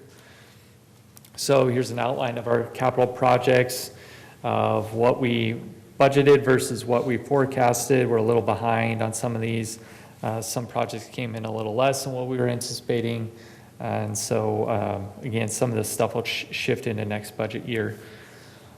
For the 2027 capital projects, we're looking at blower modification for the aeration basins. We need to right size the equipment to handle the needs of the aeration system. So the design for this project is currently underway. Hope to bid it out and build it in 28, excuse me. UV system, again, upgrading equipment. The system that we have now is currently nearing end of life. We've procured the system, hope to have that delivered this year. Engineering it is pretty much done. We'll let the project for the installation and construction of the new system. So they'll take the part that we already procured and install it into the plant. That's the majority of this project. Again, the system itself has been purchased and should be delivered before the end of the budget year. Aeration basin diffusers, this is typical. We try to replace these on a semi-regular basis. So again, we've seen this project in the past. It's just keeping things up to date and functioning properly. We need to replace our carbon. This helps control the odor at the plant. Big carbon filters, essentially. It has a useful life. We're at the end of that. We need to change that out. We always budget for a sanitary sewer district. Should something come up to council for a request, so we have that cost in here. Again, it may or may not be utilized. We're just earmarking the money. South Locust Street, this is currently being worked on. It will be probably more than likely stretched into next year. We did a lot of sewer and water main upgrades with this project where the road was torn out, which is the best use of funds, time-wise and logistics. So we'll complete those sewer projects in the next budget year. Manhole rehab, we're currently working on a manhole rehab project. Again, you can kind of see here, it's not the best picture, but sewer gases eat our concrete manholes essentially, and some of the poor condition ones, they're still structurally sound. We're trying to seal them up to hopefully expand the life of those manholes. And so, again, this project is currently underway. We're just anticipating a small bit of it to flex into next year. 13th Street Sewer Project. This is a project that we worked with Hornaday on. They got some LB funding for it to build a sewer main out further west to serve the industrial park out west of town. Again, between grants and Hornaday's funding, there will be no cost to the city itself or the wastewater division. Shouldn't affect rates in any way. But we have to show those numbers in our budget because we're spending it, but we're also getting the revenue back. So work has pretty much just begun on this. So we'll see some progress on that. There's some timelines on when it needs to be done, but we should be well within those limits. So things should be moving on that soon. East 15th Sewer District, this is a potential CDBG funded project. We've done similar projects in the past in certain areas of town that meet criteria for income or those kind of issues. They're able to apply for CDBG funding. So this project would supply sanitary sewer pocket that isn't served. Currently has septic systems that are most likely in the failing or have been failing for some time, state. So with this project, a good share of that work would be paid for with CDBG funding. Again, so we're budgeting for it. It would come back as revenue. This would be the engineering for that project in this budget year, which would stretch into the 28 year more than likely. Collection system master plan. Again, we look at our whole system as a whole. This would be an update to a 2014 report. Primary focus is how and what do we need to focus on in the future. The biggest project that will come out of this is verifying the timeline for the South Interceptor. We know we need to do it. We know it's getting closer every year. So we need to validate that, again, check the numbers. Again, we have a very good network of flow monitoring systems in our system, so we can keep an eye on that, help calibrate models that will be updated and built so we can properly plan for some of those larger projects. Again, it's a roadmap similar to what we do on the transportation side, but definitely needs to be looked at so we can validate some of those things. Again, here's kind of an overview of the capital. Again, there is some equipment requests that are being made. Looking at a TV and essentially a cutter truck to help clean lines, cut roots, those kind of things. And as well, they had proposed a pickup replacement. Again, here's kind of the overview of the overall budget, operating personnel, bond payments, capital expenses, revenues, and the sort. Again, these numbers were validated in the rate study that was approved in May of 26 by council, which would project those rates for the next couple of years or set those rates for the next couple of years. Again, here's kind of how those projects, some of those projects that I talked about would expand out into the future. Again, you can kind of see that sewer district fund, so to speak, projecting into the future. Again, if we don't use the money this year, we'll probably roll it in to the next year, and those numbers will shift slightly. And the blower modification project and the sewer 15 project could obviously, or will, stretch into future budget years as well. And here's kind of a big overall view. Again, it's in your packets of some of the other projects that we're kind of looking at in the future. Again, all of these projects were kind of built into that rate study that we recently did. At this point in time, this is our kind of our best guess of what expenses that we're going to be looking at in the coming years. Mr. Brown? Yeah, you do an outstanding job, the wastewater out there, and I'm all for you adding your 2 full-time employees because you have to maintain that 5-year period for insurance, and I don't see how you can do the whole system with just 2 people. I mean, it's impossible. But and the addition of your truck, your inspection truck. Thanks. Mr. Sheard? Thanks. A lot of numbers, love the numbers. You know, we talked a little bit, as you mentioned, we talked about this at the retreat, so this wasn't all out of the blue here. The number I look at here and see that in 12 years, 13 years, we've grown 40 miles, almost 20% that you guys are handling. How much staff have you grown along with that? Not a lot, to my recollection, and I'm probably not as well versed in the whole history of all of that.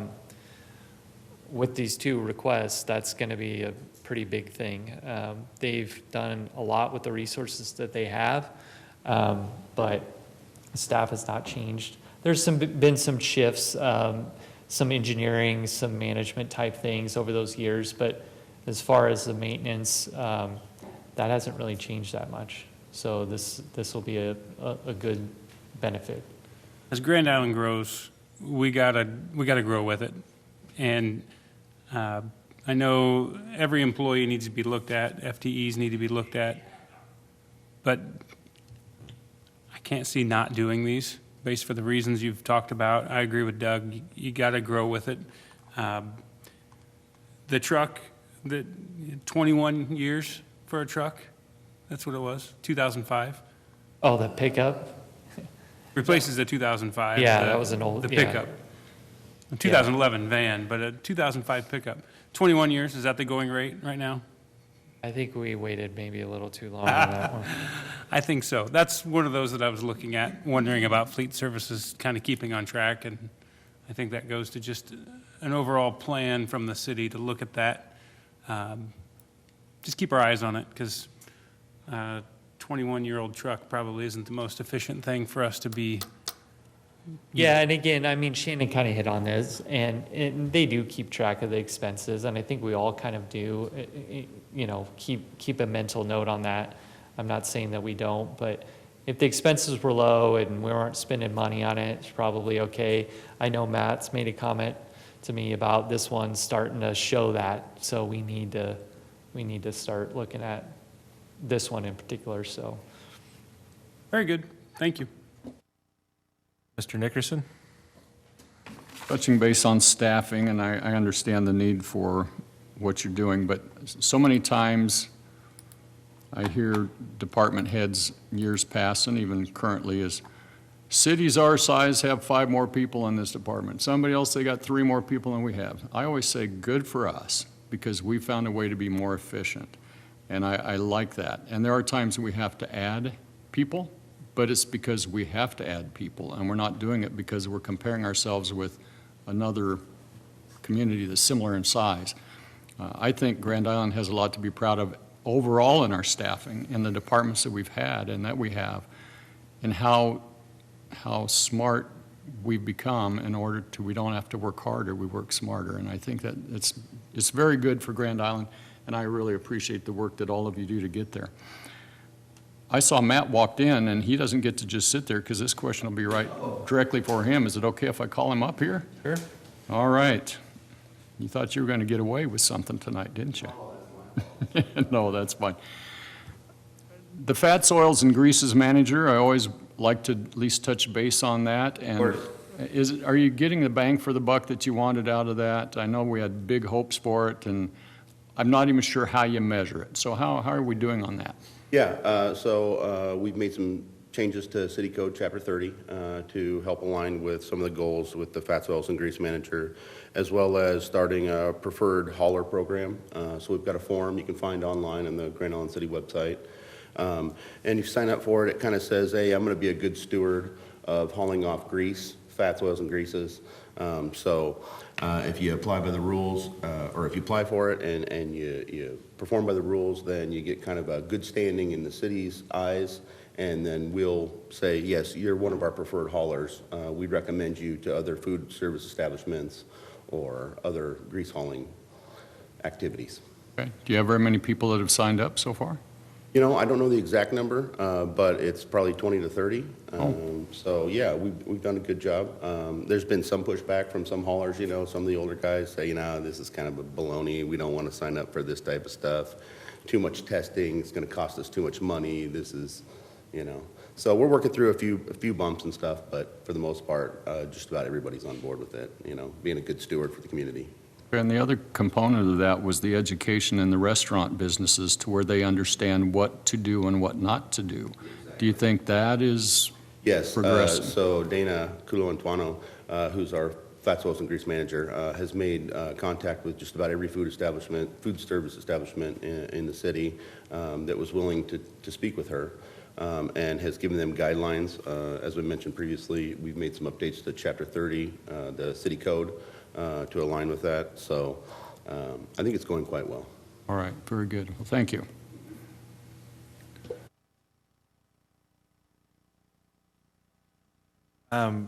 Just trying to remember what else I had here.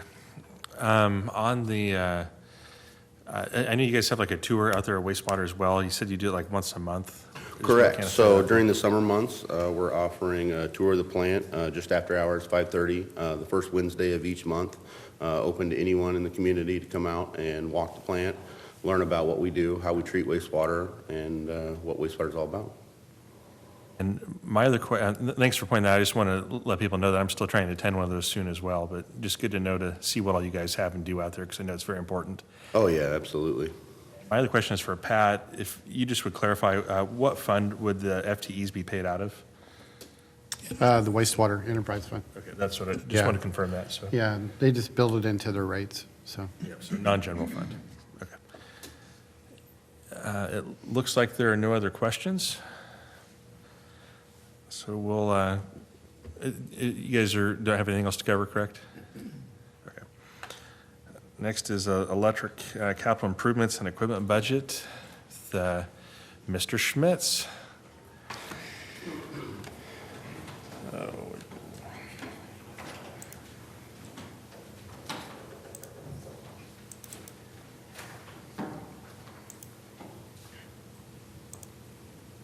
All right. Thank you, Mr. O'Neill. So we'll start with electric. The three cornerstones of electric for not just us, but all utilities tend to be safety, reliability, and affordability. And those are our three cornerstones. And my personal belief is the best way to measure how you're doing in those three categories is twofold. One is against your own history, and one against your others in the industry. So first thing I wanted to bring up is just to compliment the staff we have in the field. This is the first year that Grand Island got the Diamond Level Award. So this is a benchmark criteria that only 5% of all public utilities in the nation get. We're one of 3 in Nebraska that received this level. The things you're weighted on to receive this are reliability, safety, workforce development, and system improvements. Another nice award we got for the first time ever. It's the first time we've ever got a safety award. So we received the top level safety award too. And this hinges on historical safety performance, proactive safety training, and morale within your utility. And the last one that I'd bring up is reliability. So this is a score of your SAIDI reliability. So it's the average amount of time a customer is out of power during the year. And this is the highest level you can be rated for being in the top quartile in the nation. So that speaks to the guys in the field and how well they do. Onto affordability. So right now we are 3.2% below the number 2 entity. And I can tell you the number 2 entity is already raising rates for 5 years straight. So a lot of these utilities, you're going to see upward pressure on rates this year. Which brings me to my favorite slide, which is the next one, that one. 0%, that's what we're gonna ask for. And it's a testament to you guys giving us what we need to do. And hopefully we try to be good stewards of that money, and it's put us in a good position where we can hold rates flat this year. Personnel services, we're projecting 3.5%. Ours is a little hard to gauge because it's highly contingent on storms and outages and overtime, and it's a lot to take in. We have one new FTE request, and that's the compliance-related manager. We haven't worked out the exact title yet, but that would be redundant to our other regulation and compliance personnel. We're also, 2 out of the 3 of those positions are also in their 60s, so to get someone in and trained is needed. Our budget, so administrative costs, 1.8%. Cost of power, which constitutes 70% of our budget, is 13%. But I will tell you the reason that is up 13% is the Fortitude site will add, coincidentally, 13% load to our system, which is offset and more by revenue, which you can't see here, but this is the cost side. Distribution and transmission, 2.2%, and down below, you can see capital is 11% of our budget and debt service is 4%. Distribution, overhead materials, And underground materials, that's our build out for new infrastructure, replacement of infrastructure, AMIs, LED lights, those sorts of things. We plan to redo some fencing and some upgrades on the building that wastewater was leasing on our campus, to just modify it for our needs. We purchased that building, I want to say maybe 2 to 3 years ago. Increased transformer inventory, so that kind of ebbs and flows, but wanted to put on as line item. And then the land behind the water shop, which we're going to use as laydown area for water and electric. The CRA currently owns that, and then a server for the electric division. For production, so it's gotten more scrutinized from SP, Southwest Power Pool, for outages and reliability. So now, starting 2026, if you have, for every outage or unavailable hour you have, you get dinged on your capacity accreditation. So having spares on hand and being proactive in your maintenance becomes even more pertinent.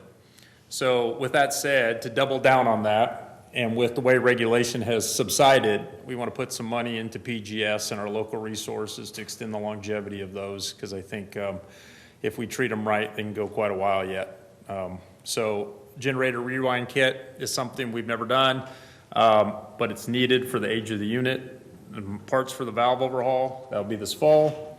And some of the other items, but the last one would be buckets for the turbine on GT3, which would be spares on the shelf. So if the unit were to go down for whether it's a combustion overhaul or something's wrong, you have parts to put in and get it back on available while the others are getting refurbished, rather than waiting for months for them to come back. I won't go through these one by one, but this is our transmission, distribution, and production vehicles. If anybody has specific questions, let me know, but this is a list. One of my favorite sayings is, "In God we trust, others must bring data." So I'm going to bring data here. I'm not going to stay on this slide very long, but I wanted to include it. I did include a couple more slides from what was in the packet, because I started thinking about breaking it down a little bit. But this gives you capital split out from O&M. The next slide does not, but the next slide is more telling as far as our history. So this one kind of points out how we got to where we're at. So in 2021, we had Storm Uri. We have more generation than we need, so we did well. And you can see that in the graph.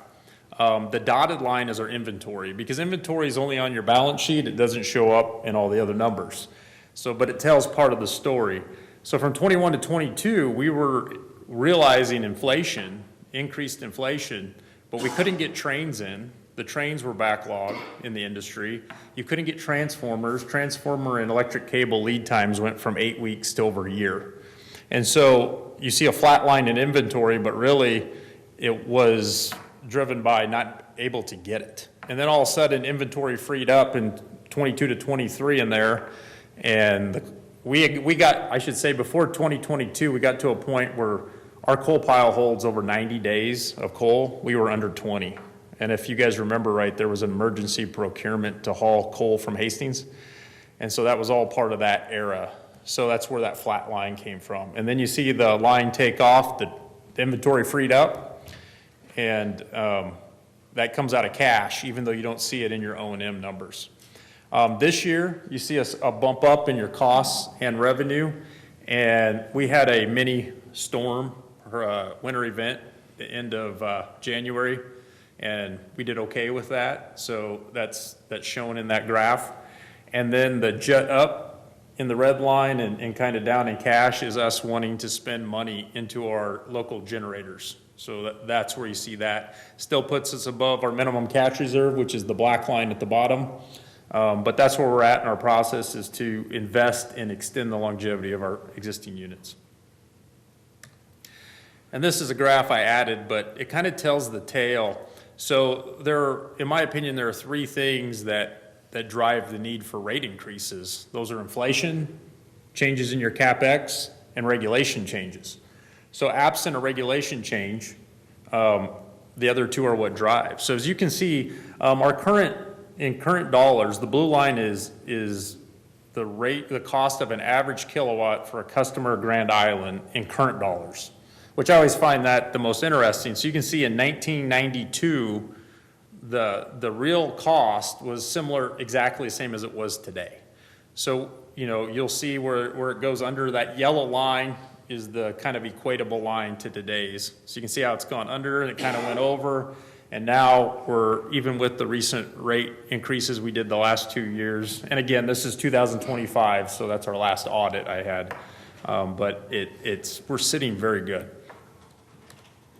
And that's electric, so I'll stop there for electric. Mr. Brown? Well, you guys totally impressed me. I mean, you got the best people out there, outstanding leadership, your Diamond Award, outstanding safety award and morale, a reliability award, best rates in Nebraska. You're doing it all.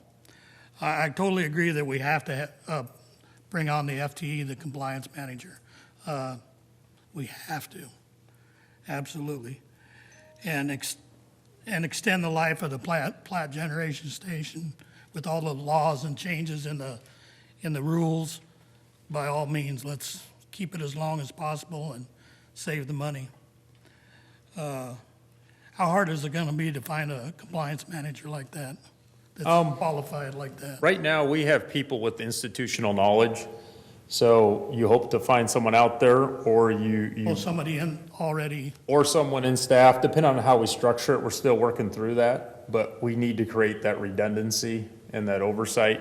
Right now, we work within EPA regulations, SPP regulations, and MRO regulations, which is NERC. So those are 3 different arms to the regulations, and we have 3 different people doing that. But of all those people, it's all part of what they do compared to everything else they do. So to bring on a standalone to kind of back up all those positions and make it their primary focus, because in today's world, I mean, there's more and more regulation, everything's higher and higher scrutinized. As power becomes more and more scarce, the scrutiny becomes higher and higher. So that's the... Yeah, if we could find somebody in-house that's qualified to do that, that's just a win-win. Also, Deming's Total Quality Management, that's how the Navy used to run us. I used to teach courses in total quality management. But Deming's is the guy that rebuilt Japan after the war. I've heard of him. Pretty interesting guy. Well, thanks a lot, Ryan. Yeah, I appreciate that. And I think with the right care, I mean, PGS is built to go, 2050. So, and with all those criteria, the awards, the other thing we're pretty proud of is we sent 6 guys to the state lineman rodeo, and we had multiple first and second places. So the younger guys did very well against the bigger utilities there as well. So, yeah, so. I just want to say congrats, Ryan. That's a lot of impressive awards for you guys to win. I think our utility infrastructure is excellent. Your crew does a wonderful job. The few times you have outages after storms, blizzards, whatever, you guys respond very quick. I think you've improved a lot. I've seen in the downtown district, I think you move things to a different feeder there, and the downtime is very little. I know I've talked about some of the data, and you guys have really good data, how you track outages, the duration and the cause. Really impressed by all the stuff that you guys have. It's quite a compliment to have the lowest rates, and I think that's just because we carried that low debt service, made a lot of investments over a long period of time. On the peak loads, so that's really what kind of determines when we have to buy generation. Is it's based Capacity. on capacity, yeah. And right now, generation, to buy new generation is about like the all-time high today, correct? Like this would probably be the worst time to have to add capacity if you did. Yeah, the cost of capacity in the last 5 years has probably quadrupled. I think that's a fair statement if you had to go buy it, which is backed by the cost to build it as well. So we did a study last fall where we looked at the cost to add generation to our fleet proactively, and it had gone up 3.5 times to 4 times what it had been the year earlier because of the demand for data center and all that. So if you don't have to, you don't want to saddle your constituents with unneeded debt. So if it's a bubble or whatever it is, we've got tools at our disposal where we can extend our existing capacity. More solar, that's always an option. We're constantly in talks with other entities who are talking about building about what it would take to get in on a piece of that, or things that would fit Grand Island that we could bring to council. So we're beating the bushes, but we're trying to be smart about it too. PGS, you said it still has a long lifetime, so currently it's coal, but that could still be converted to natural gas at some point if so desired, or? It could be. We haven't done a formal study on it. It's, some cases you're better off just building new gas units than retrofitting because of if the heat rate, how bad that's, I don't know. We'd have to do a study on it. If PGS lasts long enough, then you get into the talk about an SMR, like that technology, which is hopefully coming in the next 10, 15 years, becomes realistic. So it opens up a wide array of options. Last comment, so the solar, you added that 10 megawatt array out there about a year and a half ago, I believe. Has that performed to your expectations so far? Yeah, I mean, you're working out bugs for a while, but overall it's done really well. After the first year's worth of data, if it were to perform like that, we'd pay it off, we'd break even on it in 10 or 11 years. And it's a 25 to 30 year asset, so. Did I hear you had some other workers helping keep the area clean lately? Yeah, and that was no cost, honestly. That was just, it was a mutual benefit. So, in fact, I heard just today that he expanded his flock out there because to keep up with what was needed. How many goats is it out there? I think he started, I might be wrong here. I want to say he started with like 45 and they added another maybe 30. I don't know. Oh. Yeah, and so I know Hastings looked at what we were doing, and I think they added sheep down at theirs too, so. Sorry, sir. Thank you. Yeah. Mr. Nickerson? So Patrick, I have an idea for cost savings for mowing, I think, in the city parks. What do you think? Might come in. Hey, just remember, sheep are good, goats are bad. All right, Yeah. well, we might have a cost-cutting opportunity here. It just sounds like it. No, that's a pretty interesting story. RJ Post, I had to rib him. He did an outstanding job on that too, sharing it with all of us. We don't think about electricity much until it doesn't work. That's when we think about the power, but somebody has to keep these lights on, and that's what the crew at all the stations do, and I appreciate that. One thing that I was concerned about the other day, and I just want you to share with the rest of the group here, when we got into those high heat indexes of 112, 115, where all the ACs were just going at max, how did we do as a city when we're looking at those peak loads, and where do we hit a threshold to where it concerns you as a director here? So, for 2 Mondays, back-to-back Mondays there, had we not had the solar, we would have set new city peak loads. So, without the solar, our all-time peak before this year was set in August of 2023, and it was 173.9 megawatts. Minus the solar, we would have been at 175.9. So the solar knocked it down, I believe, 8.3 megawatts. So it was able to do that. So that's the benefit. So that solar offsets the need for that capacity. And it lines up well. And that solar, as you remember, had government incentives behind it. So we actually got 30% kickback on that from the federal government. Which was the most nerve-wracking thing I've done is it came as a check. It was a $4.1 million check. So I took it down to customer service, and then I took a picture of them holding it because I said I didn't want to be the last guy holding that check. So, but yeah, it all worked out really well. Very good. When I moved into my place here about 10 years ago, I went and bought a generator because you never know. I've never had to use that thing, and that's a good problem to have. So it's just, again, that speaks highly of the ability of our utility department to keep the lights on, keep the power on, no matter what the weather is. And I know you guys have to go through some pretty tough stuff when it is ugly out there and you're trying to keep the power on, and we don't have any clue what that takes. But, kudos to everybody that's out there doing their job and doing it safely, because it's a great thing that's going on here. We've got some really good guys. We've had 3 frontline superintendents retire across our divisions in the last year and a half, and they did a great job of training their replacements, and the replacements have done a great job of training their replacements. So it's just It's been good all around. We've got a great slug of young linemen out there who are just doing a great job. We're finally fully staffed between underground and overhead because we're trying to keep up with retirements for so long. But I think we're in a good spot right now. Mr. Brown? I just want to add one thing. If we had to add capacity, if we couldn't keep up, I was told that steam generator units are like a 5-year lead time right now. So you got to think 5 to 10 years in ahead to get your steam generator then. So if we can keep that another 10 years or so, wow. And not to get in the weeds too far, but because of how cold air works compared to warm air, you have a higher accreditation on your units in the winter than the summer. So our allotment in the market for winter is, say, here, and summer's here. So if we can find ways to increase the summer side to get closer to the winter, our overall efficiency in our capacity gets better. So that's kind of what we're looking at to pad that summer. So if you can find a partner out there who has the opposite dynamic, because there are out there, you can find a mutual benefit. So now you're paying half the cost of the capacity and they're winning and you're winning. So those are what we're looking for right now, something to kind of bring that up. That capacity is in popular demand right now. Thank you. Yep. Looks like we don't have any more questions on electric. If you want to move on to water. Yep. So water, similar to electric, I'd say the same thing, safety, reliability, and affordability.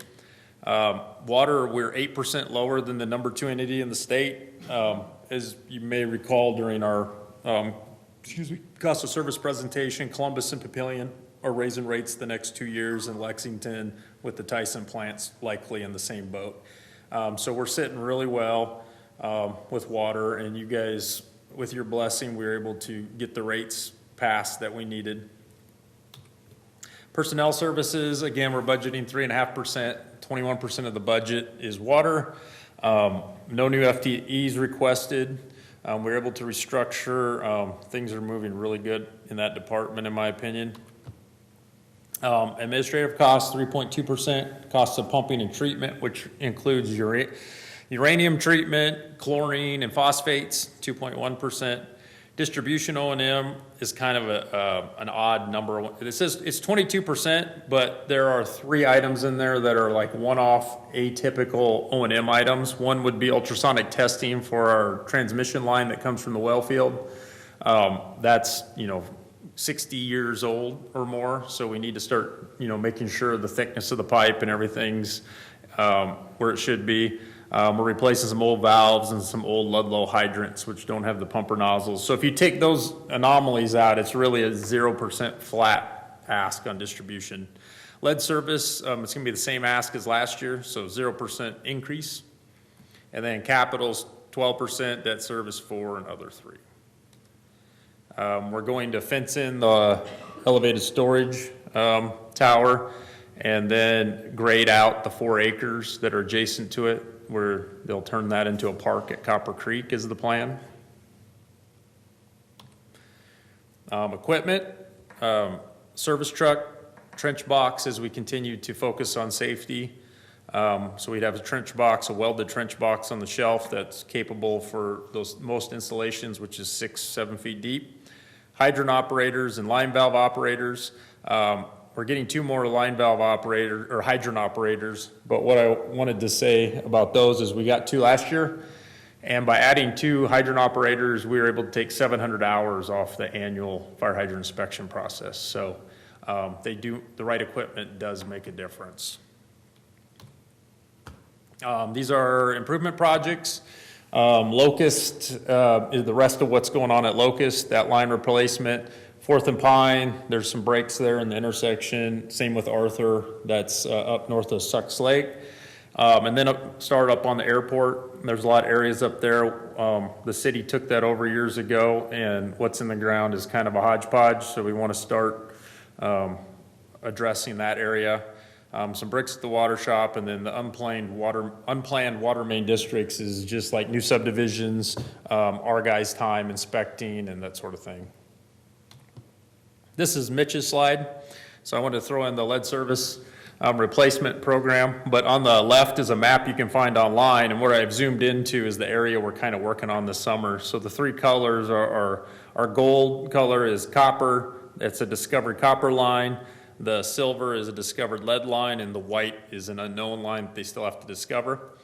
So, and I probably should have elaborated a little more the night that I brought this forward, but the mandate is to have it out by 2037. Right now, as far as the loan goes, so the discovery work, the work you put in to discover if it's lead or not, that's 100% forgivable. Replacement work itself is 57 to 62%, depending on if you're in an opportunity zone, which is deemed a poverty zone or not. And then the loan is 0% interest, and it's 30 to 40 years. So 30 years on the money that's not opportunity zone and 40 years on the part that is. So to date, we've done discovery on 1,020 out of 3,000 services, so 34%. Of those that we've discovered, 598 have been found to be lead. So we're running at a 59% lead rate.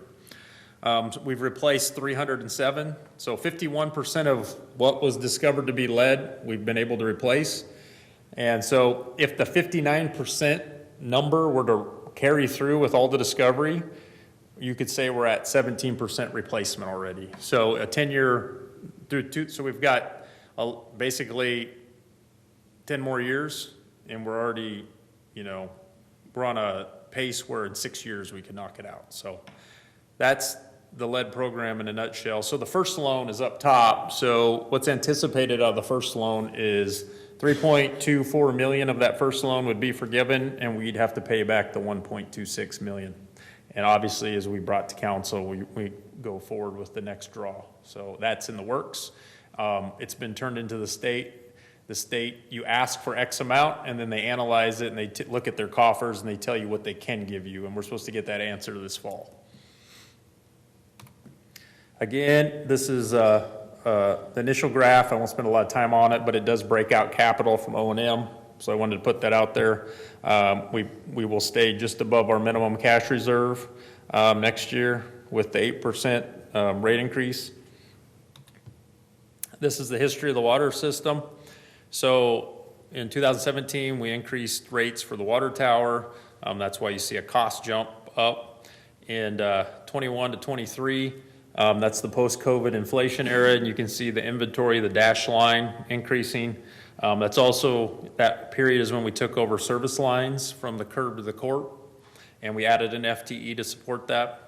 And then from 23 to 25 is the buildup of the lead service program. We added 2 FTEs in there. We also had to increase inventory for that, so you can see that increase. So when you take into account the inventory line, which is only on the balance sheet, you can see why the cash is going the other way. Because otherwise you look at the O&M and you look at the revenue and you go, why is there such a steep decrease? Well, it's a buildup of inventory. But we've reached a point now where we're reaching a normalization in the process. So I think with the recent rate allowances, we can get close to steady in that ship. As you can see, the expenses are projected now to level off. The inventories are projected to level off. So we're reaching a normalization phase where that is. And then, like I said before, the 3 things that drive rates are inflation, capital increases, and regulation. So looking at historically, this is a CPI-adjusted historic rate of 1,000 gallons of water in Grand Island. So in 2012, we added that uranium treatment facility, so that was a regulation. So that raises your floor on what you need. And then the lead service program in 2024, which is reimbursable to a point, so it's not as a significant of an inflection point. But basically, since 2012, water rates have been either the same or lower in current dollars, which is good. But it's always interesting to see historically how things have been. So you can see kind of where the floor is with the uranium treatment plant in place, which is over $1 million a year expense. And then this slide is actually water and electric combined. So this is what happens when you put our electric and water rates on top of each other and everybody else's. And what you see is we're 11% lower than the number 2 entity combined. We are 35% lower than Kearney. We are 43% lower than Lincoln, and we are 69% lower than Omaha citizen paying electric and water. So that's the story of the utility in a nutshell. With that, thank you again for the resources you guys have given us. And I just want to say, you know, I really appreciate the staff we have, from the managers and supervisors, superintendents, the guys in the field. They're the ones who are doing the good work, so. Mr. Brown? Yeah, the way I kind of understand the lead program is, it's kind of an unfunded mandate by the federal government that you have to do it, and then they give you a loan to do it, to pay them back. So the federal government, in their wisdom, gave grant money out to the states, and the state had no other way to wheel it than through the SRF program. And so that's why it comes through as a loan, because they don't have the ability to pass it through as a grant, is what we were told. So that. But we're required to do it by the federal government. But you're required to do it, yes. And if you don't utilize the money, then you honor a deadline. So the clock actually starts ticking in 2027. We just got out ahead of it. Oh, I understand that, and the pipes out the airport are bad. When I was out there, it was at least 3-4 times a year that they blew somewhere out there. Thank you. Mr. Hazy? Thank you. Ryan, I want you to know that you're doing a great job, and I appreciate, from the council perspective, I think all the citizens appreciate everything you're doing for them, so I appreciate all that. So thank you. Thank you, Chuck. Mr. Nickerson? I wanted to touch base again just on the lead-based program. You know, you have people that you were talking about, giving credit to those that are helping make everything a success. And just like the concrete crew has to put up with me once in a while from the street job, Gus gets to put up with me sometimes from the lead pipe situation. I'll tell you, there's not a better guy that you could have running that, because, don't tell him I said this, but he's got a good heart. He really has a good heart, and he cares for every family that's being serviced. And as I talked to him the other day, he was just telling me, my heart goes out to when I see these little kids in here. He said, I'm so glad what we're doing. And that's a sign of a good man, and I appreciate that very much. Yeah, and we've tested his immune system. I know he's been black mold, cockroaches, fleas. But he's got an endurance mechanism to him, and he is a very good guy. And I've coached softball with Gus on the side for a few years now, so I can say you're right on with your sentiment. So, a good program, and I appreciate what we're able to do to help a lot of families.